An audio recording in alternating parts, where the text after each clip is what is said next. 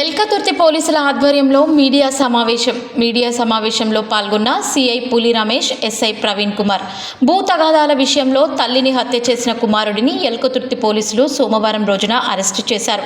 ఎల్కతుర్తి మండల వీరనారాయణపూర్ గ్రామంలో గత శుక్రవారం రాత్రి కన్న కొడుకే దారుణంగా గొడ్డలితో నరికి చంపాడు.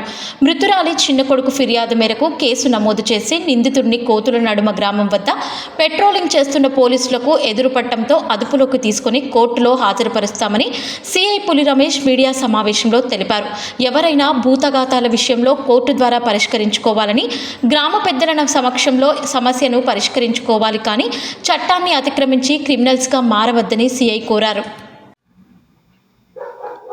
ఈ నెల 7వ తారీఖు నాడు ఎల్కతుర్తి మండలం వీరనారాయణపూర్ గ్రామంలో చదిరం అజయ్ అనే వ్యక్తి తన సొంత తల్లి అయినటువంటి రేవతిని ఇంట్లో జరిగిన భూ తగాదాల వల్ల గొడవల ద్వారా క్షణికావశంలో గొడ్డలితో నరికి హత్య చేయడం జరిగింది. ఆ రోజు నుంచి అతను పరారులో ఉన్నాడు.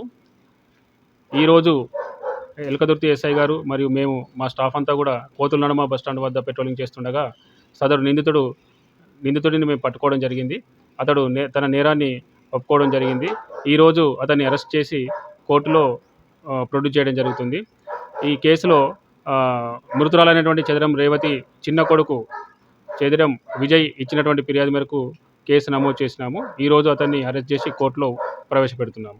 ఎవరైనా సరే ఇటువంటి భూతగాదాలైనటువంటి ఏ గొడవలైనా సరే ఊళ్ళో గ్రామ పెద్ద మనుషుల ద్వారా కానీ లేదంటే కోర్టుల ద్వారా కానీ పరిష్కరించుకోవాలి కానీ ఇలాంటి క్షణికావశకు లోబడి ప్రాణాలు తీసుకోవద్దని చెప్పి పోలీస్ శాఖ వారి తరఫున కోరుతున్నాను. Thank you.